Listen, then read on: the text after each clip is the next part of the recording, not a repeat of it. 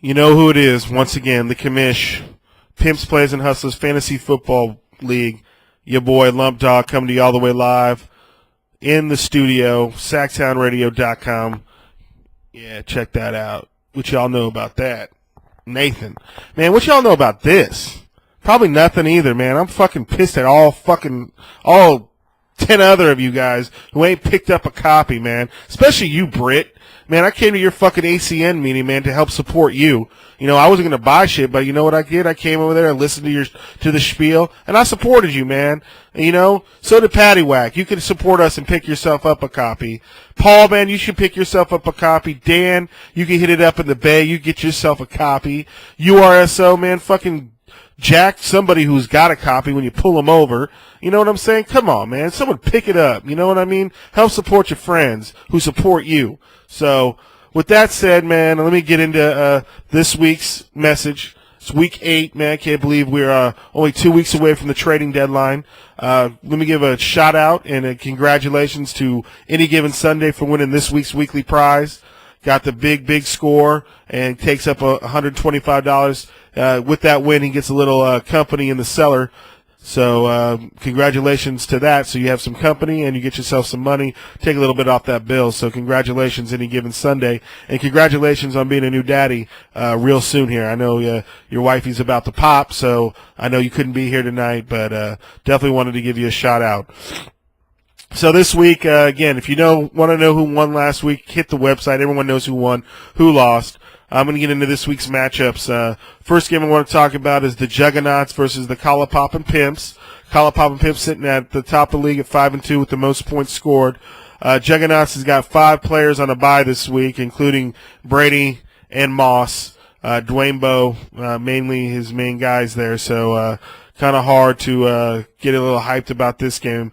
I could totally see, though, me losing this game somehow, some way. You know, I just know my luck that somehow 2 of those free agents he picks up somehow go off and have career games or something.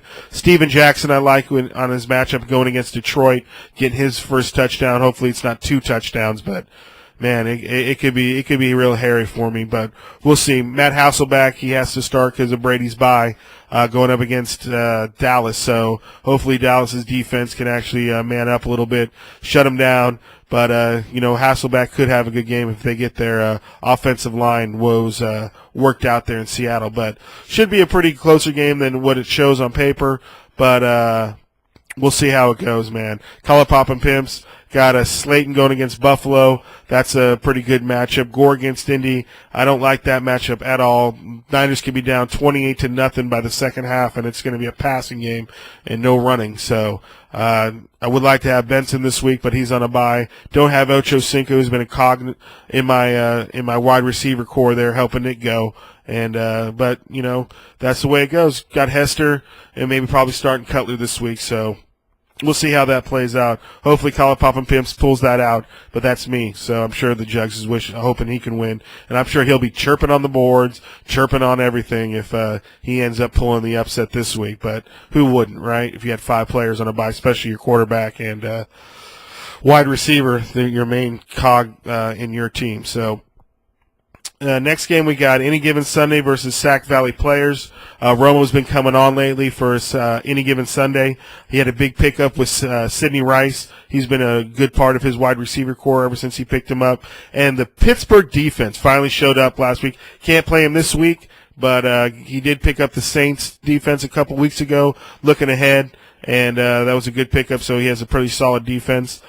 Sac Valley player Schaub has been unbelievable. Probably he leads the league in touchdown passes. I don't want to say he's the best fantasy quarterback because Breeze and Manning, but he's definitely been a big surprise for him. On the other hand, though, Michael Turner, number 2 pick in the draft, hasn't really lived up to his billing yet. He's had some solid games, some decent games. Best game was against the Niners, but it was on Sac Valley players' bench. So hopefully he can get a little bit more production on Monday night against Nolans. So that looks like a pretty good matchup there. We got Team Brit versus the Brewdogs. Team Brit sitting at 2-5, Brewdogs at 3-4. Team Brit's 4th in pass ranking, 5th in rush ranking, and then 11th in receiving ranking. The Brewdogs are last in both passing and rushing, but first in defense. Man, that Eagles defense for him has been a beast this year so far, just racking up fantasy points for him. I don't like Brewdogs' matchups this week. I can see Team Britt really stomping a mud hole in Brewdogs' rear end there and really pulling out a big win. He could even have the money this week. Who knows? Depends on, obviously, Breeze on Monday night. Next game, we got URSO versus Astamouth, and that URSO's unregistered sex offenders Dookie versus Astamouth. USR is sitting at 4-3 against the 3-4 team in Astamouth. Astamouth made a huge pickup 2 weeks ago with Austin Powers, as I like to call him right now. He's been huge right now in the Dallas passing game, so maybe this is Austin is this year's Antonio Bryant for Astamouth, and maybe can pull him pull him into the playoffs. And then he has URSO has Carson Palmer on a bye and has to go. He picked up Alex Smith. He probably thinks the same way I do. It's going to be 28-0 and nothing but a passing game for the Niners. So we'll see. Well, that should be a really good matchup. I like Astamouth in this one just because of the quarterback and Aaron Rodgers over Alex Smith. Ray Rice could have a good game, but he's going up against that vaunted Broncos defense all of a sudden coming out of nowhere. And so I kind of like Astamouth's matchups a little better with Maurice Jones-Drew. But he's going up against Tennessee, and Tennessee can't stop the pass, but they can still do a pretty good job against the run. But Maurice Jones-Drew is a beast, so we'll see how that plays out. Next team, we got A-Team versus Papa's Rat Pack. I mean, who really even cares about these two teams?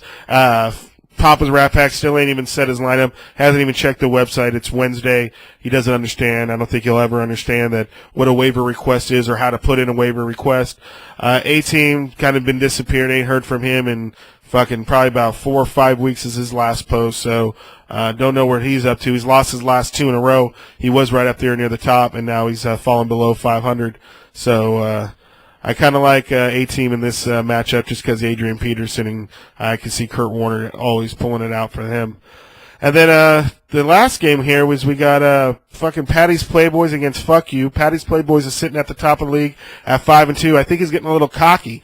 He might be, or he's a Hazleton all of a sudden. I don't know. One of the two. He's either hanging out with Darren too much and has become his long-lost brother, and Dennis because he ain't got a kicker. He ain't picked up a kicker yet, ain't picked up a defense, and ain't picked up a quarterback. He needs all three.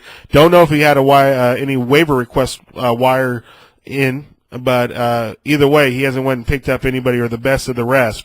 So, hello. Get on there, Patty. You got to spend a little bit of money, and we all know your bills out there. But you know what I'm saying? Why aren't you acting like you give a fuck about this week or something? You just cocky that you're 5-2 and can afford a loss, or what? So with Roethlisberger on the bye, I like Fuck You. He did make a trade with this week. Again, we're only 2 weeks away from the trading deadline. This week's trade involved Lee Evans and. Lee Evans and Jeremy Shockey from Ass to Mouth for Santana Holmes. So Santana Holmes goes from Fuck You to Ass to Mouth, and Lee Evans and Jeremy Shockey go from Ass to Mouth to Fuck You. Both seem to be happy with their trades right now, so hopefully it works out for the best for both of them. So we'll see how that plays out. Like I said, I like Fuck You in that game because of the Patty's Playboys ain't picked up a quarterback yet. I don't know if he's going to go with Del Homey or who, but, man, there ain't much out there right now. So good luck with that, Patty. That's $15 more into the pot this week. So, man, that's pretty much it, man. Again, man, I want you all to pick up your copy, help support us. Hello, pick up a copy. Man, I'm talking to every single one of you. Dan, Paul, Foster, Duke, Britt, Papa, Darren. I guess, Patty, you've already picked up your copies. Fila's already picked up your copy. I guess I could go pick up a copy. So, A-Team, Tom, go pick up your copy too, so I ain't forgetting nobody. So, man, y'all keep it pimping, keep it playing, keep it hustling, and, man, I'll catch you on week 9, man.